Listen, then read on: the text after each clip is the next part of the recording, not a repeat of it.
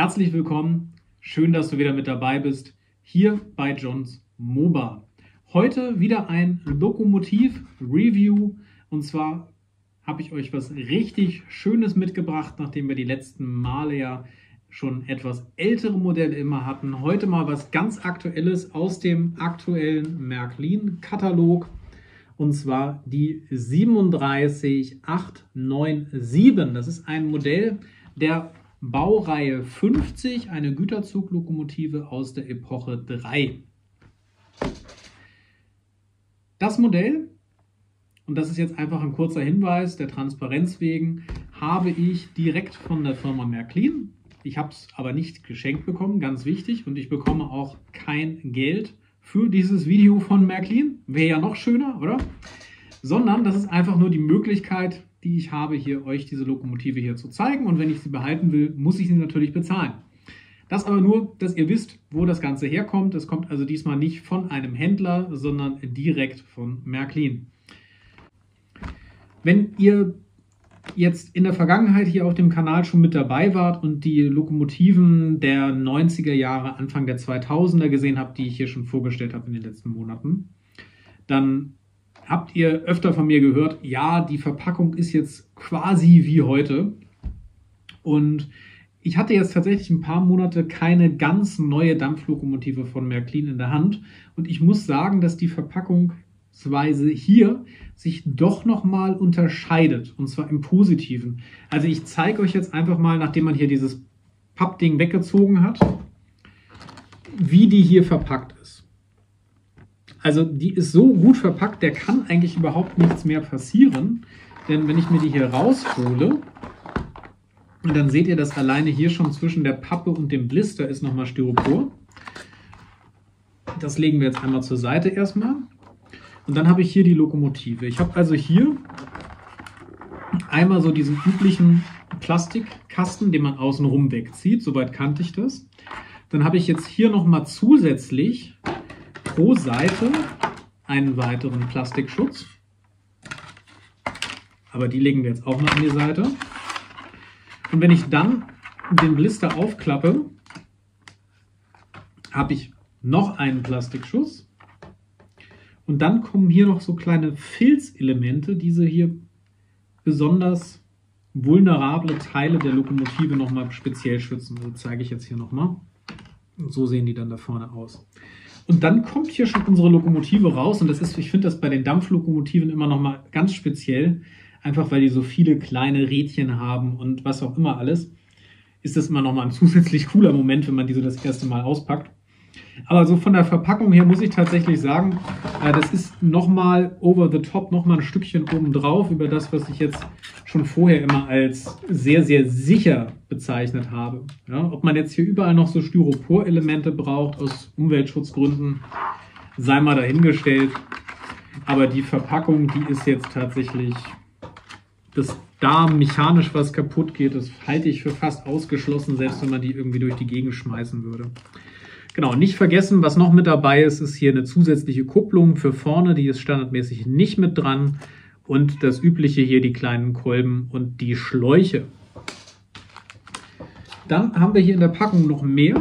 Und zwar, das finde ich jetzt bei den neuen Märklin-Lokomotiven und bei einigen anderen, bei Pico ist das ja auch inzwischen sehr, sehr cool, dass man hier hinten tatsächlich dieses Booklet drin hat, wo sich alle Dokumente drin befinden. Da muss man die hier nicht so irgendwie mit reinquetschen oder was man sonst alles musste. Das ist hier nicht notwendig. Und in diesem Booklet finden sich jetzt in meinem Fall hier einerseits die Anleitung und dann nochmal eine spezielle Anleitung zur Spielewelt. Da habe ich mit euch noch nie rangeguckt. Also ich habe ja inzwischen die Central Station, aber wir haben trotzdem das Thema Spielewelt noch nie behandelt. Wenn euch das interessiert, schreibt es mal unten rein und können wir mal eine Spezialsession machen zur Spielewelt, also zu dem quasi Steuern des Modells mit simulierten originalen Bedienelementen. So, dann haben wir hier die Garantieurkunde, natürlich nicht ausgefüllt oder so. Und die Anleitung, qualitativ hochwertig gedruckt alles, Interessanterweise auch hier, wie bei den alten Lokomotiven, die Garantieurkunde anders als die Anleitung. Aber bei der Anleitung, ja, es ist eine Standard-Märklin-Anleitung. Hier sind also die gesamten Funktionen beschrieben. Die schauen wir uns im Detail und hören wir uns im Detail insbesondere ja nochmal an nachher. Und dann im Endeffekt die Tatsache, mit welcher Adresse das Ganze ab Werk ausgeliefert wird. DCC 3, MM50 bzw. bei MFX ist das ja egal, da wird das ja automatisch gemacht.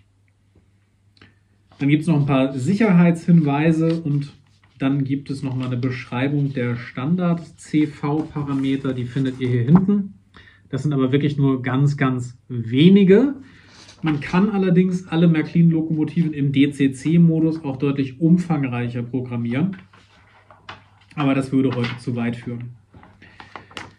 Was dann hier auch noch beschrieben ist, die Lokomotive verfügt über eine variable Verstellung des Abstands zwischen Tender und Lok. Also quasi so eine Vitrinenstellung, in der sie nur größere Radien befahren kann und so eine Art Spielstellung, in der sie jetzt auch ist, wo man mehr Abstand hat zwischen der Lokomotive und dem Tender. Das ist also weniger vorbildgerecht, aber dafür kann man auch durch die ganz kleinen Radien mit quasi R1 fahren. Und das gleiche gilt hier auch für die Anbauten. Also wenn man diese zusätzlichen Kolbenstangen vorne ansetzt, dann ist man auch nicht mehr Radius 1 geeignet. Ist aber auch Standard bei quasi fast allen Märklin-Lokomotiven, dass das so gelöst ist. Ich finde es gut, dass man es selber entscheiden kann. Also ich finde es besser, als wenn die jetzt standardmäßig verbaut wären und man sagen würde, es geht erst ab R3 oder R2.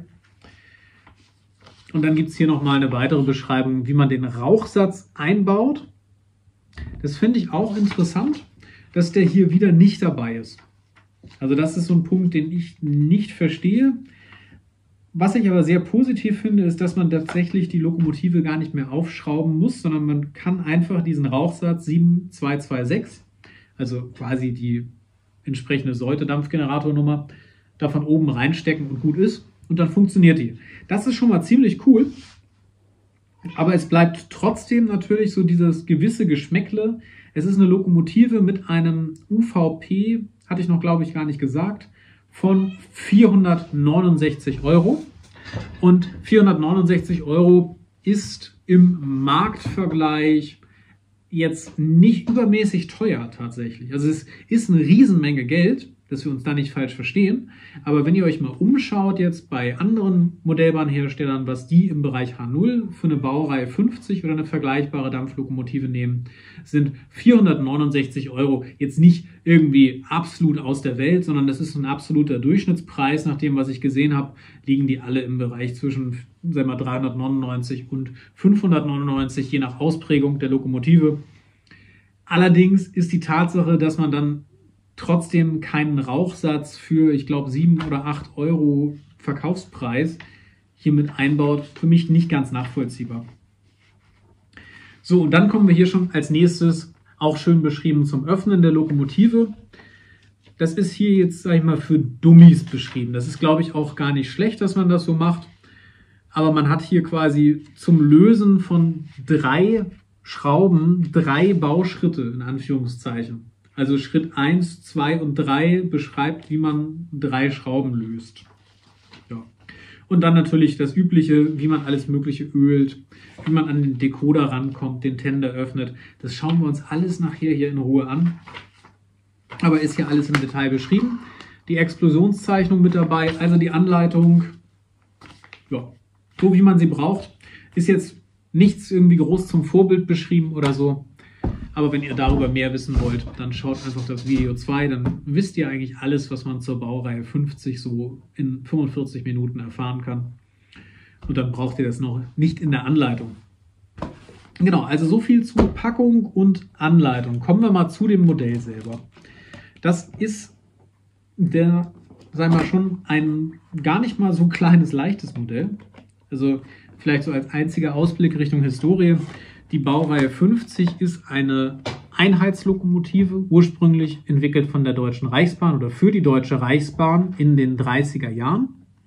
Und es handelt sich tatsächlich um eine Nebenbahnlokomotive. Also obwohl das so ein Riesentrum hier ist, wie ihr seht, ist das eine Nebenbahn geeignete Güterzuglokomotive. Ich glaube, Güterzuglokomotive hat jeder erkannt, der sich ein bisschen mit Dampflokomotiven auskennt.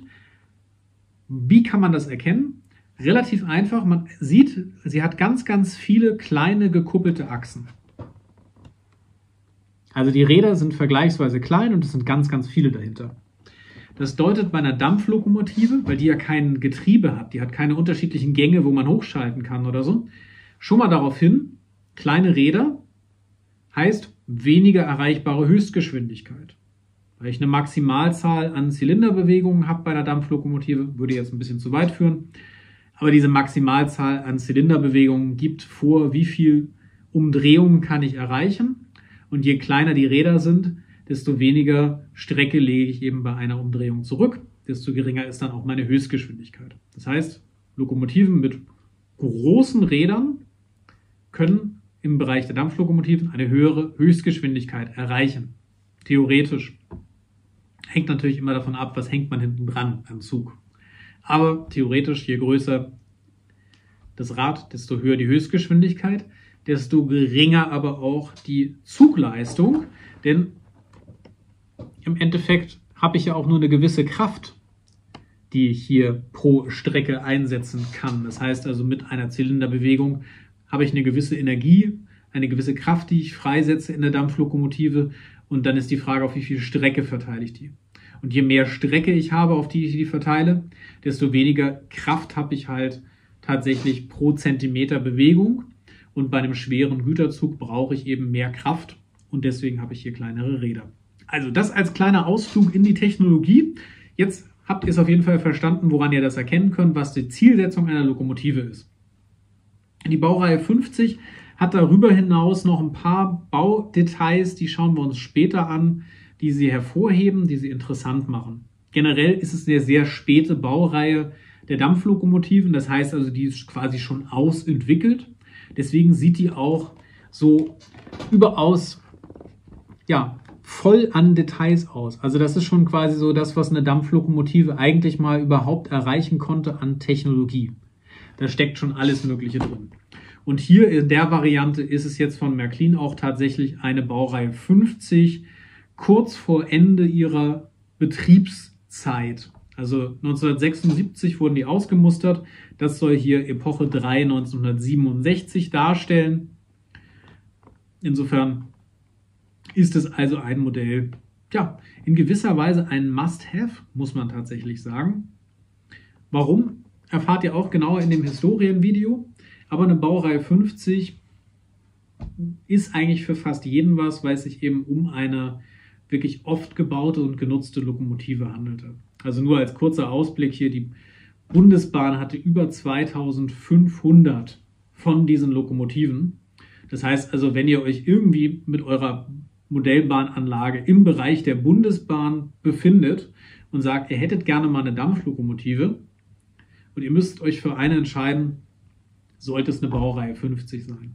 Ob das jetzt unbedingt dieses Modell hier sein muss, das werden wir heute in dem Video hier ein bisschen genauer erklären. Dann erfahrt ihr, was bekommt ihr da für das quasi für den UVP von 469. Ihr wisst, im Handel ist es meistens günstiger. Und was bekommt ihr auch nicht. Und dann müsst ihr für euch bewerten, ist das jetzt die Lokomotive, die für euch die richtige Baureihe 50 ist oder nicht. Persönlich war mein erster Eindruck jetzt beim Auspacken hier gerade sehr, sehr positiv. Und ich würde sagen, wir schauen uns jetzt einfach mal die Details hier genauer an von dem Modell. Dann wissen wir schon ein bisschen mehr, woran wir sind. Der erste Eindruck, wenn man sie im Detail betrachtet, ist wirklich extrem positiv. Also so ging mir das, als ich mir das erste Mal angeguckt habe hier. Ihr seht diese ganzen filigranen Leitungen hier, die sind auch wirklich alle extra angesetzt. Und da wackelt nichts. Da kann ich tatsächlich hier wirklich dran rumquetschen. Das bewegt sich nicht. Also das sind tatsächlich alles Metallteile und sie sind eben wirklich zusätzlich hier an den Kessel angesetzt. Auch die Dicke der Leitung finde ich sehr angemessen. Wenn ich mir originale Fotos anschaue, dann habe ich hier sehr prominent diese 3 Leitungen, die eben hier durchlaufen bis dort. Und habe dann aber auch deutlich kleinere, dünnere, sehr filigrane Leitungen an dem Modell. Also das gefällt mir schon wirklich gut. Auch die kleine Glocke hier in so einem Messington ist schön gemacht. Also der erste Eindruck der Lokomotive, wenn man sie in der Hand hat, ist schon sehr, sehr wertig und hochwertig. Das Zweite, was einem dann auffällt, was auch sehr, sehr vorbildnah ist, ist dieser fast schwebende Kessel. Also wenn ihr das seht, wir haben hier vorne unter dem Kamin zu den Zylindern diesen einen Block und wir haben hier hinten dann den zweiten Block. Und dazwischen scheint der Kessel wirklich zu schweben. Das heißt, ich habe hier extrem viel Luftraum. Und das ist das, was im Endeffekt eine Baureihe 50 ausgemacht hat und auch den optischen Unterschied darstellt jetzt zu den stärkeren Güterzuglokomotiven, also der Baureihe 44 oder 42. Diese luftige Bauweise, nenne ich sie mal. Also die Lokomotive hier, durch die man am besten durchgucken konnte in den Einheitslokomotiven, das war die Baureihe 50. Und das, finde ich, hat Märklin hier hervorragend gelöst, weil es wirklich exakt ist wie beim Original. Wenn ihr euch das anguckt, wo quasi hier Luftraum ist zwischen Kessel und dem Fahrwerk, das entspricht zumindest nach dem, was ich jetzt sehen konnte, nahezu 1:1 dem Original. Das ist wirklich hervorragend. Das finde ich auch einfach sehr schön gemacht, weil es so diese Lockerheit und Leichtigkeit der Lokomotive in gewisser Weise auch mit rüberbringt. Aber fangen wir mal ganz vorne an. So sieht die Front jetzt aus. Was hier vorbildgerecht ist zur Darstellung, wir haben hier diesen kleinen, Achtung, Hochspannungsblitz, weil da drunter ja Trittstufen sind, also bis dahin darf man nicht weiter. Und es fehlt zentral hier dieser Verschluss für die Rauchkammertür, denn es gibt quasi nur die hier außen. Das ist auch epochengerecht, die wurden später von der Bundesbahn nämlich abgebaut. Was mir sehr gut gefällt, sind auch diese kleinen Schutzbügel hier über den Lämpchen. Die sind sehr schön filigran. Und auch hier vorne die Puffer bzw. die Pufferbohle, das ist eigentlich schön umgesetzt. Hier sieht man natürlich klar, das handelt sich um mehrere Teile. Es ist eben ein Modell. Ja, also hier diese kleinen Linien da, das lässt sich, denke ich, nicht komplett verstecken. Aber man muss auch sagen, es sind auch in versteckten Bereichen hier schöne Details. Also zum Beispiel habt ihr hier unterhalb des Kessels dort eine komplette Nietenreihe durchlaufen. Und die sieht man wirklich nur, wenn man jetzt in diesem Licht, wie wir es gerade haben, hier hinguckt. Ansonsten würde man die gar nicht wahrnehmen. Genauso hier diese kleinen Nietenreihen dort drum und so. Das ist schon schön gemacht. Wenn wir dann an der Seite ein bisschen weiter gucken, haben wir hier oben natürlich diese sehr detaillierte Umsetzung, die auch meiner Meinung nach kaum verbesserungswürdig ist. Natürlich kann man überlegen, diese ganz kleinen Leitungen, die es hier noch gibt, dass man die auch extra ansetzt. Wobei die wirklich so flach ja auch beim Original sind, wenn das einfach nur Kabel sind oder so, dass der Mehrwert sich dann auch nicht ganz erschließt. Schön ist, dass man hier eben diese kleinen Drehrädchen und sowas alles hat. Das ist schon mal gut umgesetzt. Wenn wir ein bisschen weiter unten gucken, und das ist eine Sache, die mir jetzt sehr positiv aufgefallen ist bei der neueren Lokomotivengeneration hier von Märklin, wir haben inzwischen eine Lackierung bis ganz an den Rand. Also wenn ich jetzt mal hier so die Schiene spiele, seht ihr, dass die rote Farbe wirklich komplett an den Rand des Radreifens hier rangeht. Das war nicht immer so, also hier gab es ja schon eine Phase, wo dieser Radreifen, den ihr jetzt hier seht, ja komplett gar nicht lackiert war. Dann gab es eine Phase, wo man da so ein bisschen dran rumlackiert hat. Und jetzt ist es wirklich komplett bis zum Rand. Das sieht richtig gut aus. Genauso auch die Achsen. Die Achsen sind hier alle rot gemalt am Ende. Also hier in der Mitte. Das ist wirklich, wirklich gut. Das war auch nicht immer so. Da gibt es auch unzählige Modelle, wo da einfach so hell glänzende Metallachsen in der Mitte stecken. Also auch da sehr, sehr positiv. Ich finde, insgesamt hat sich auch das gesamte Gestänge dieser Dampflokomotive hier sehr positiv entwickelt. Also wenn man etwas ältere Modelle sich anschaut, hat man das Gefühl, dass hier eigentlich mit jeder Lokomotivengeneration die Ansteuerung und alle sonstigen Teile immer filigraner werden und farblich auch einheitlicher. Also es gab jetzt durchaus auch mal so Ausbrüche, dass das jetzt hier so ein helles Plastik zum Beispiel war und das scheint jetzt hier wieder ein Metallteil zu sein. Und auch hier habe ich ein sehr einheitliches brüniertes Metall jetzt und nicht zwischendurch noch diese metallglänzenden hellen Teile. Ja, also da bin ich jetzt sehr positiv eingestellt, finde ich richtig, richtig gut, sieht sehr schön aus. Es gibt einen ganz minimalen Farbunterschied, den seht ihr vielleicht jetzt in dem Licht noch ein bisschen mehr. Den würde ich jetzt allerdings nicht als Märklin spezifisch ansehen, sondern, das habe ich auch schon bei anderen Herstellern gesehen, dass zwischen dem Metall des Rades und dem roten Lokrahmen oder eben auch Tenderrahmen weiter hinten, da gibt es immer einen ganz kleinen Farbunterschied. Also hier zwischen dem Metallrad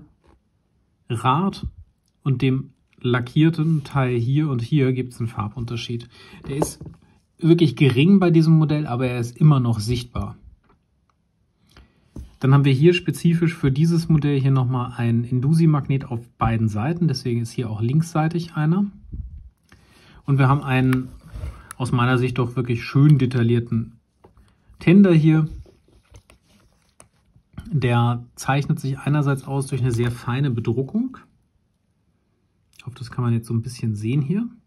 Und andererseits eben aber auch dadurch, dass zum Beispiel die Kohle hier inzwischen sehr fein detailliert und auf der anderen Seite aber auch nicht so furchtbar glänzend ist. Was auch ein Unterschied ist zu älteren Märklin-Lokomotiven, der Aufbau des Tenders ist aus Metall. Also wenn wir jetzt die Lokomotiven zum Beispiel der 90er nehmen, dann ist das hier hinten ein Plastikaufbau gewesen, der ist jetzt aus Metall. Was mir jetzt nicht so gut gefällt, ist der Aufbau hier drinnen. Also ihr seht es jetzt hier im Licht so einigermaßen. Auf der Anlage mit Licht sieht es noch, oder ist es noch deutlich besser zu sehen. Die, sag ich mal, grundsätzlichen Elemente der Bedienung im Führerhäuschen, die sind da, aber ansonsten ist da nicht viel. Das ist unter Marktniveau jetzt aus meiner Sicht, gerade wenn es ein beleuchteter Führerstand ist. Da gibt es andere Hersteller, die dort deutlich detaillierter vorgehen. Das heißt also, von außen bin ich wirklich happy mit dem Modell. Das gefällt mir richtig gut. Aber hier so die Führerstandsdetaillierung, da könnte man noch so ein Schippchen draufsetzen. Gerade wenn man dann im Vergleich sieht, so sieht die Rückseite jetzt inzwischen aus. Selbst hier haben wir wieder die kleinen Blitze. Und dann haben wir eine wirklich schöne Detaillierung mit angesetzten Stangen und vor allem mit freistehenden Laternen. Das auch nochmal als Unterschied zu älteren Modellen, wo die Laternen quasi Teil des Tenderaufbaus waren, sind es hier angesetzte kleine Teile. Was auch sehr schön ist, wenn ihr euch die Verteilung der Nieten an der Seite des Führerhäuschens hier anguckt oder des Fahrstandes. Die ist wirklich 1:1 wie auf den Bildern zu sehen und man muss ja sagen, die Nieten sind hier schon sehr uneinheitlich eingeordnet. Das heißt also, da muss man wirklich sich hingesetzt haben und überlegt haben anhand der Fotos, welche Nieten sind da wie abgebildet. Ich habe sie jetzt nicht nachgezählt, aber das Gesamtbild, was die hier abgeben, ist extrem ähnlich, auch gegenüber den Originalfotos. Was dem Modell ein bisschen fehlt, was es nicht hat, seht ihr jetzt hier, es gibt keine Triebwerksbeleuchtung, sondern es gibt hier nur so einzelne kleine, rote Nöppel, nennen wir sie mal, dort und dort zum Beispiel, die theoretisch diese Fahrwerksbeleuchtung hier darstellen könnten, aber sie ist eben nicht funktionsfähig, gibt keine LED oder so dazu. Ansonsten ist auf der Unterseite jetzt auch nicht so viel zu sehen. Wir haben hier eine Nachbildung der Federung. Und dann haben wir hier, das ist jetzt aus meiner Sicht auch nicht ideal gelöst, weil das hier scheint ein Plastikteil zu sein, einen sehr lockeren, sehr, sehr leichten Kasten hier für diese Vorläuferachse. Und der ist so leicht, ich glaube, dass der durchaus in Kurven beziehungsweise eben, also in Steigungskurven oder bei Weichen, wenn er sie aufschneiden soll, zum Beispiel nach einer Kurve, ja durchaus seine Probleme haben könnte, weil das hier einfach nur so ein leichtes Plastikteil ist.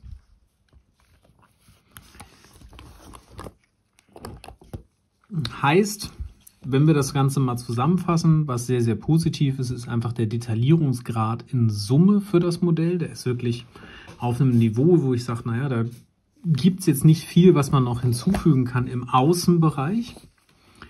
Gerade wenn man sich die Bedruckung auch anguckt und zum Beispiel hier die Windleitbleche in der Version Witte, also die Wagner Windleitbleche wurden hier schon abgebaut später.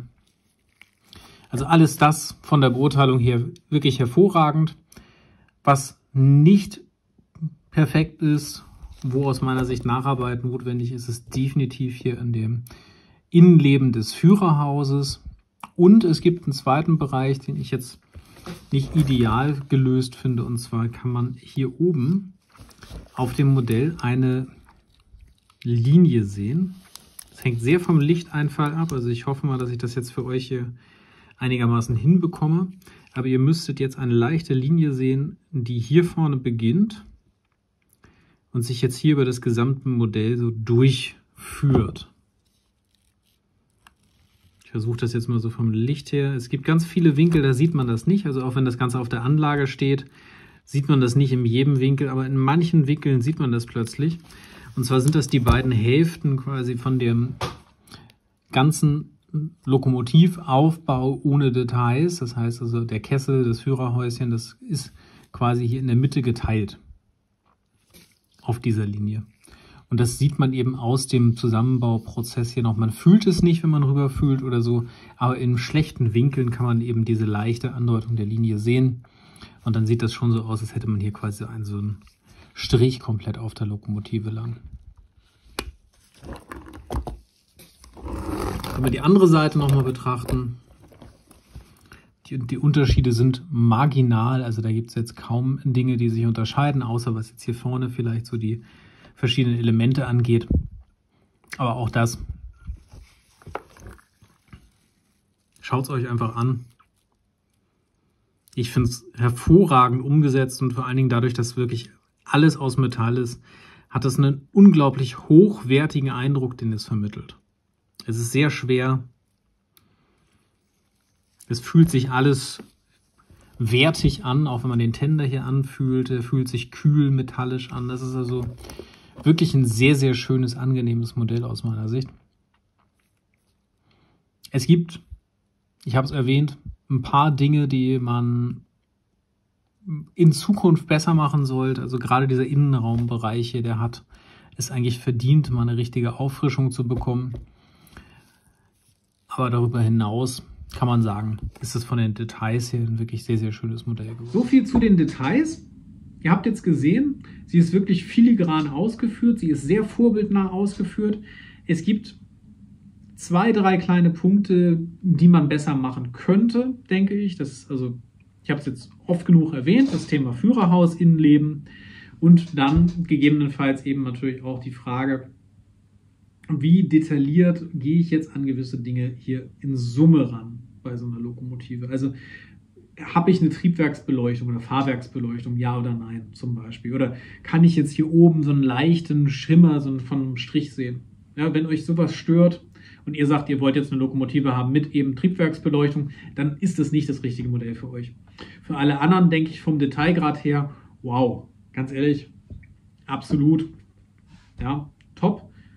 Wenn ihr jetzt Führerhaus oder Führerstandsfetischist seid, müsst ihr mal gucken, ob ihr die selber nacharbeitet oder vielleicht ein bisschen euch bei anderen Modellen umschaut. Aber abgesehen davon, wenn das jetzt für euch nicht das entscheidende Kriterium ist, denke ich, seid ihr da vom Detailgrad her mit der Lokomotive super bedient. Werdet ihr aus meiner Sicht kaum was Besseres finden in der Preisregion aktuell.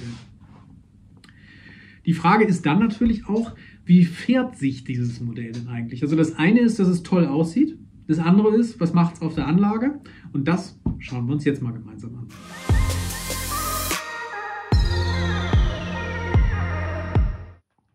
Da steht unsere Baureihe 50 bereit für den Test auf der Anlage. Wie immer als erstes eine kleine Kreisbahn hier mit R1-Kurven, Bogenweichen und so weiter. Das Ganze aus dem Stand im Vollgas. Heute gesteuert wieder über die App der Central Station auf meinem iPad. Und ja, hier seht ihr schon die Lokomotive. Wir machen jetzt einfach mal Licht an für die kleine Rundtour. Und ich gebe einfach mal Vollgas und wir schauen, was passiert.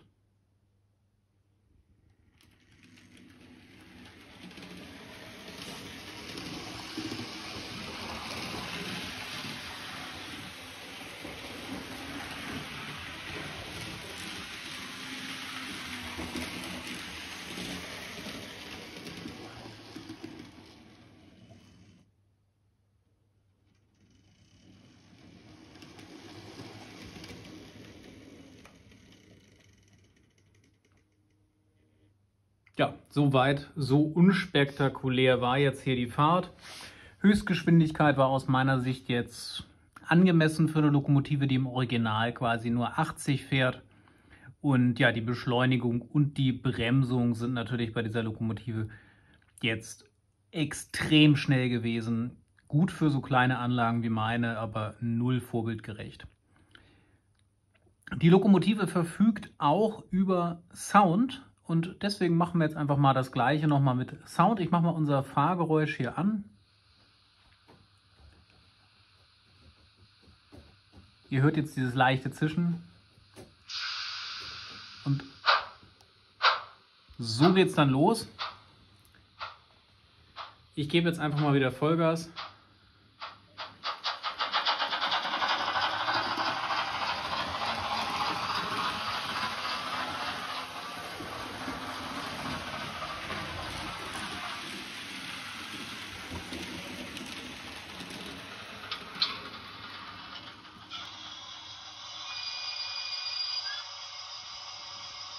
So klingt es dann mit Zufallsgeräuschen.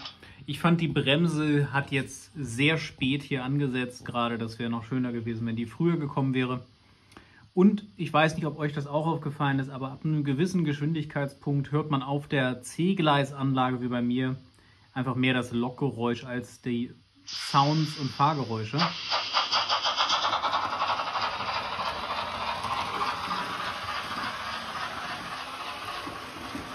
Und so ungefähr jetzt.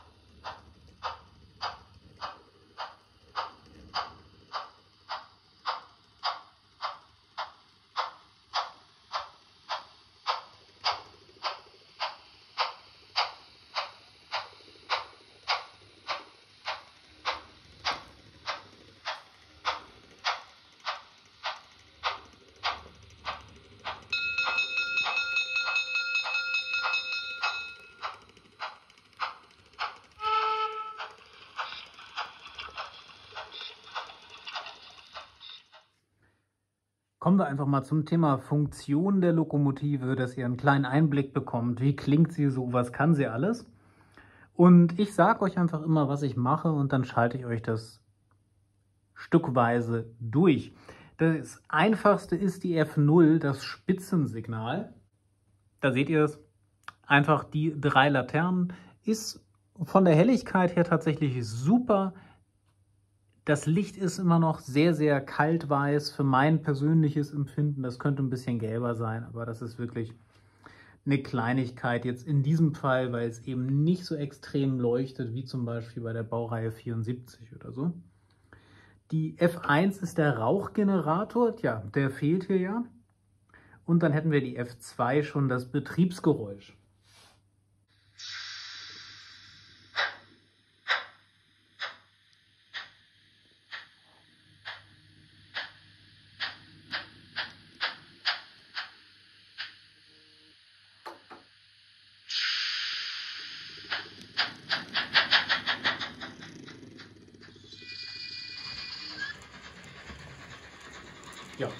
Das so als kleiner Einblick. Ihr habt es ja jetzt bei der Rundtour schon ein bisschen genauer gehört, wie es klingt. Also ist okay. Ein bisschen die Tiefe, ein bisschen der Bass fehlt, aber vielleicht liegt es auch am Lautsprecher, das wird sich dann zeigen. So, dann haben wir die F3 Geräuschpfeife lang.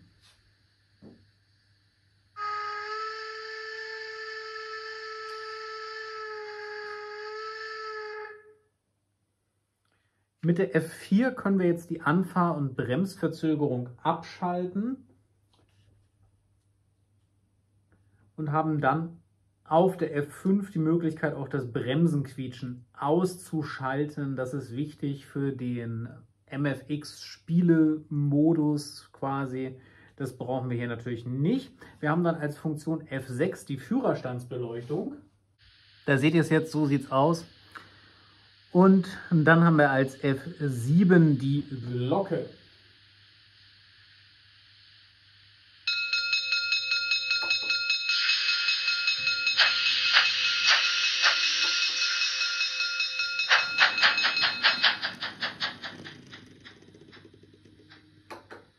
F8 ist dann der Rangierpfiff, also der kurze Pfiff.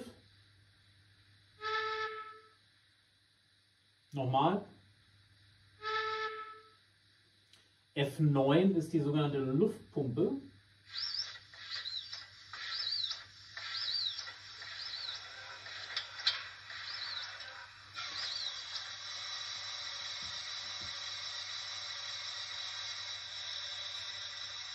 Über F10 können wir Dampf ablassen.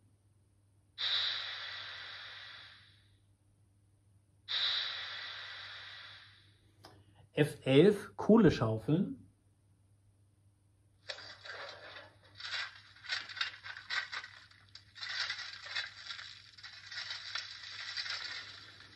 F12 ist das sogenannte Kipprost.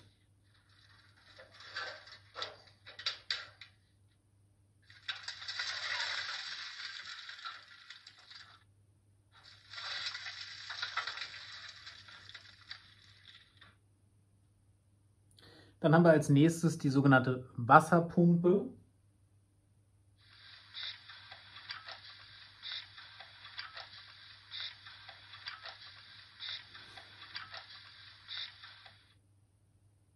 Dann auf der F14 den Injektor.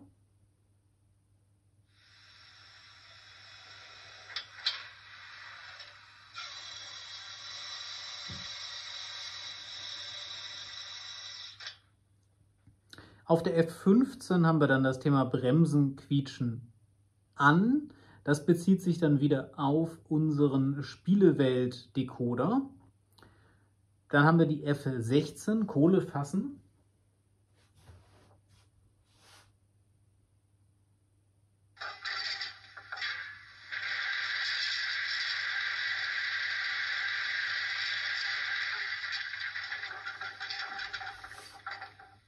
Passend dazu die F17 Wasser.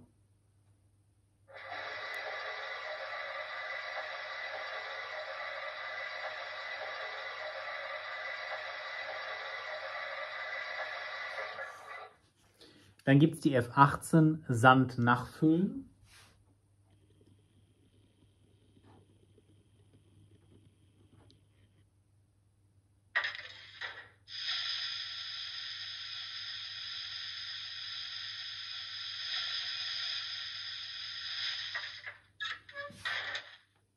F19 ist dann tatsächlich das Sanden.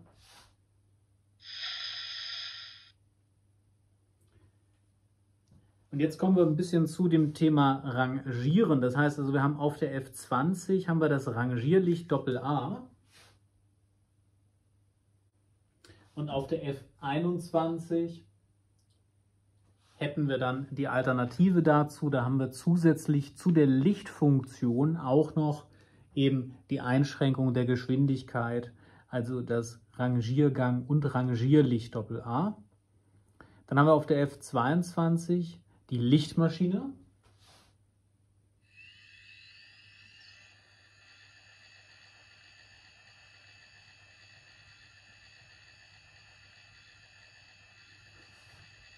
Und wie ihr sehen könnt, geht die Lichtmaschine auch ohne Spitzensignal. Das ist dann wieder auf der F23. Auf der F23 haben wir nämlich mit einer Funktion Spitzensignal und Lichtmaschine gekoppelt. Das heißt, wenn ich die jetzt ausmache, geht sowohl der Ton als auch das Licht aus.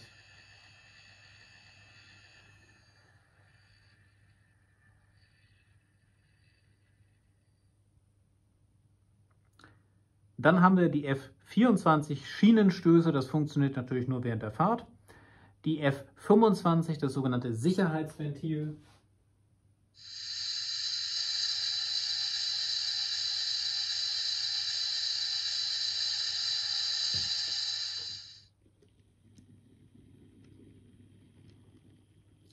Und dann gibt es für die F26 noch das Geräusch zum An- und Abkuppeln.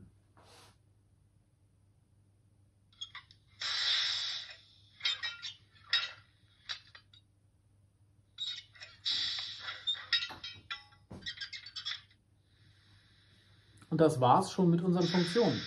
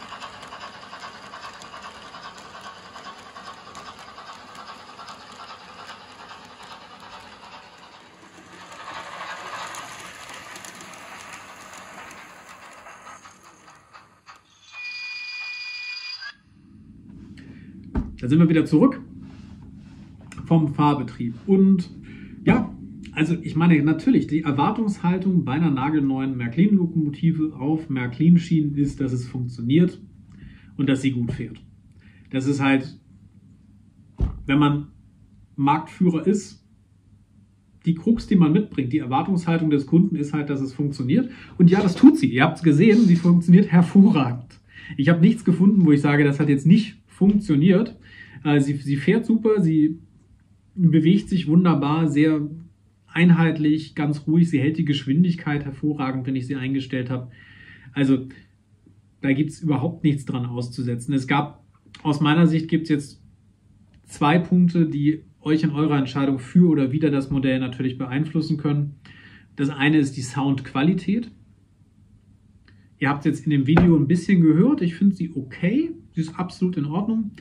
Ihr fehlt ein ganz bisschen die Tiefe, die ihr jetzt vielleicht bei einem Hi-Fi ESO-Sound-Projekt für den Logsound 5 wiederfinden würdet oder so.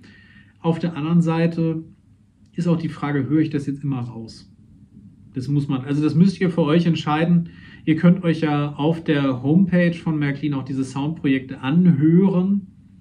Oder ihr könnt es einfach mal ausprobieren, dass ihr das auf einen Decoder drauf spielt, wenn ihr das möchtet.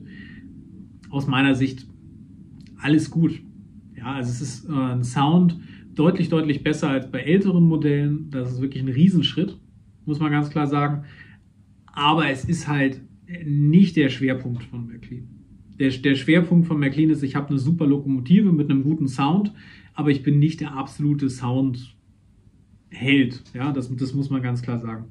Das Zweite, was mir jetzt gefehlt hat, ist tatsächlich immer noch der Rauchsatz hier vorne, weil das eben auch eine Standardfunktion in dem Decoder ist und das Ding irgendwie 7 € kostet.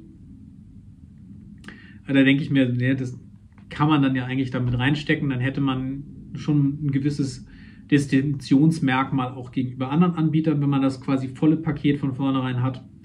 Und der dritte Punkt ist aus meiner Sicht dann die Farbe der Beleuchtung. Das ist so ein Standardthema, wenn ihr jetzt öfter diese Videos von mir geschaut habt. Ich habe es jetzt an der Anlage eben nicht nochmal extra erwähnt. Ich finde, die LED ist aktuell einfach zu weiß.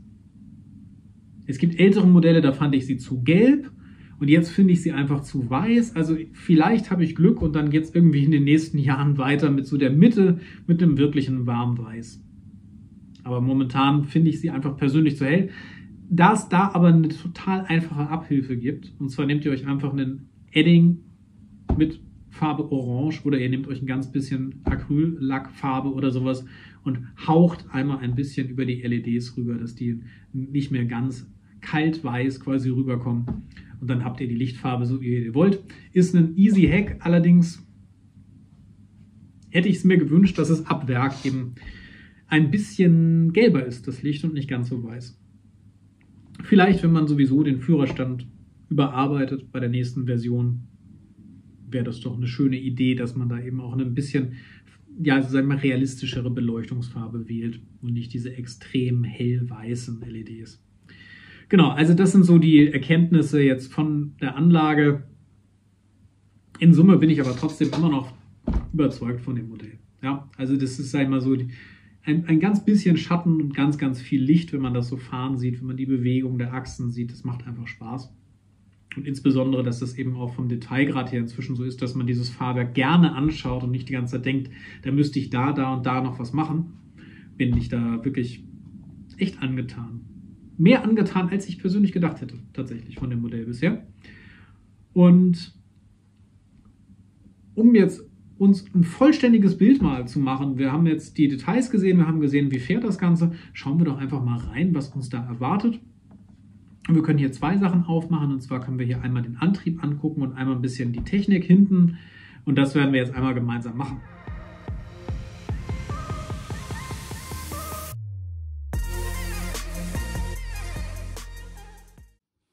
So, Achtung, wichtiger Trick. Ich habe noch eine weitere Schraube gefunden, und zwar so eine ganz, ganz lange.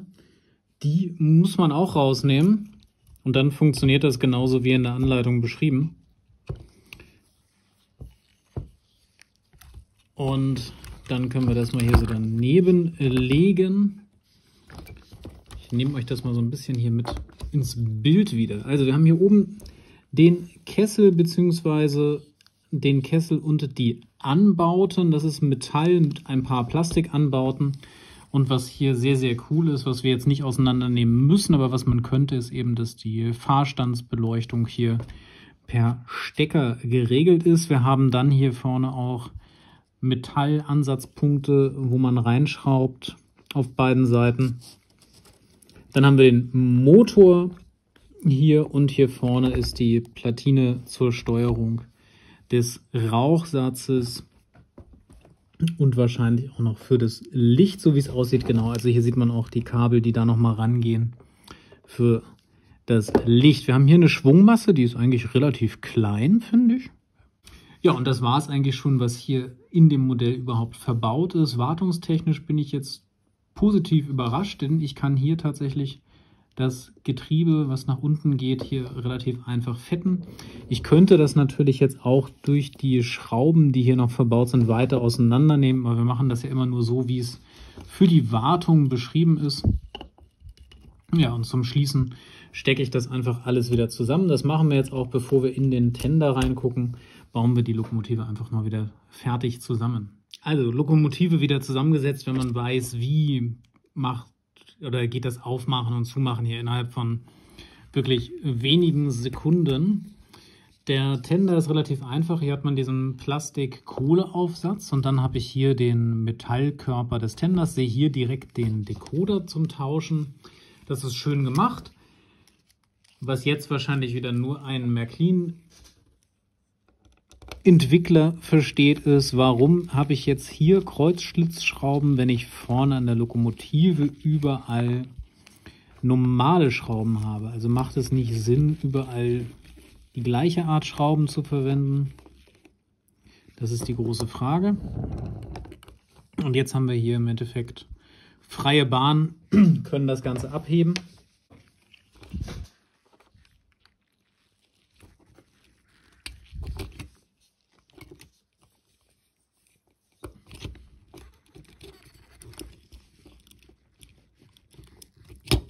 So. Das ist natürlich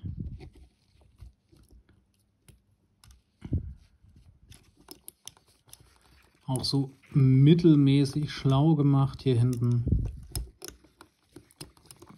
dass man hier diese Bügel der Lampen dann da tatsächlich hat.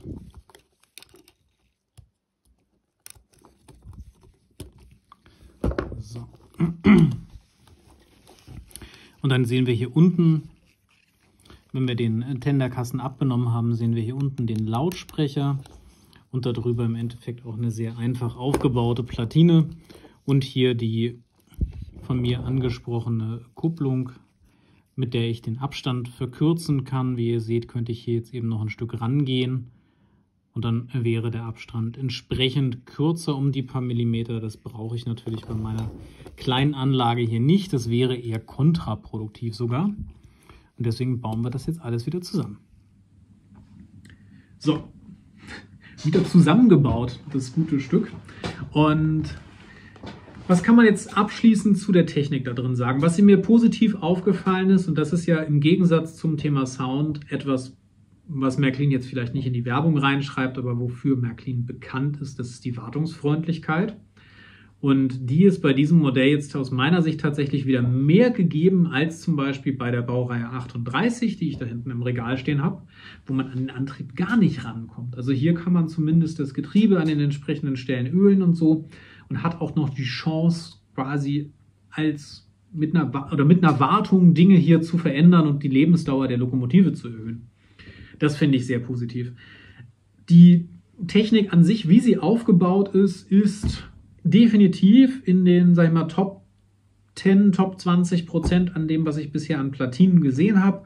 Die MCK-Platinen sehen immer noch so einen Ticken eleganter aus, aber das macht am Ende in der Funktion überhaupt keinen Unterschied. Und es gibt ja teilweise Lokomotiven, die hatten wir hier, wenn ihr den Kanal verfolgt habt, die haben wir aufgemacht und dann waren da Kabel irgendwie quer durch den Triebwagen gezogen, mit Tesafilm auf der Platine festgeklebt. Ja, das habe ich jetzt bei einer Märklin-Lok nicht erwartet, dass mir sowas begegnen würde. Ist es ja auch glücklicherweise nicht. Aber das nur mal zur Einordnung. Die Modelle kosten dann auch 350 bis 400 Euro im tatsächlichen Verkauf und haben einen UVP von 499. Der eine oder andere weiß, auf welchen Triebwagen ich jetzt anspreche hier. Und da muss ich sagen, bekommt ihr hier als Package viel mehr fürs Geld. So als Einleitung jetzt auch zum Thema Fazit. Der UVP 469, habe ich am Anfang gesagt, ist nicht günstig. Aber jetzt das ganz große Aber. Ich muss bei einer neuen Lokomotive ja auch in Betracht ziehen, wie ist der Markt in Summe. Und wenn ich jetzt nicht nur Märklin angucke und sage, die Lokomotive ist jetzt teurer als eine Lok von vor 10 Jahren. Ja, ist sie. Wenn ich mir aber angucke, wie hat sich der ganze Markt entwickelt und wenn ich dann sehe, dass es Triebwagen gibt von anderen Herstellern, die auch große Mengen herstellen, die aber verkauft werden tatsächlich für einen Preis von knapp 400 Euro, wo eben, wie gerade erwähnt, Kabel mit Tesafilm festgeklebt sind im Modell. Oder wenn es Lokomotiven gibt von Herstellern, die eben einen weniger großen Markennamen haben, die vielleicht vom Package her ähnlich viel bieten, deutlich mehr Plastik verbauen, in China produzieren und auch 500 Euro UVP ansetzen und am Ende auch für irgendwas zwischen 300 und 400 Euro verkauft werden, dann ist diese Lokomotive eigentlich von dem, was sie bietet, absolut aus meiner Sicht fair bepreist, wenn ich den Markt in Betracht ziehe. Es bleibt natürlich mit knapp 500 Euro UVP und einem Verkaufspreis, kennt ihr, entsprechend niedriger am Markt, immer noch eine große Investition und kein Modell, was sich jetzt alle irgendwie mal ebenso kaufen. Aber ihr zahlt jetzt definitiv nicht Mondpreise im Verhältnis zum Markt, nur weil Märklin draufsteht. Das ist mir hier tatsächlich sehr positiv aufgefallen. Ich bin mit dem Package der Lokomotive in Summe happy. Ich habe euch gesagt, was mir jetzt aufgefallen ist, was mir nicht so gut gefallen hat.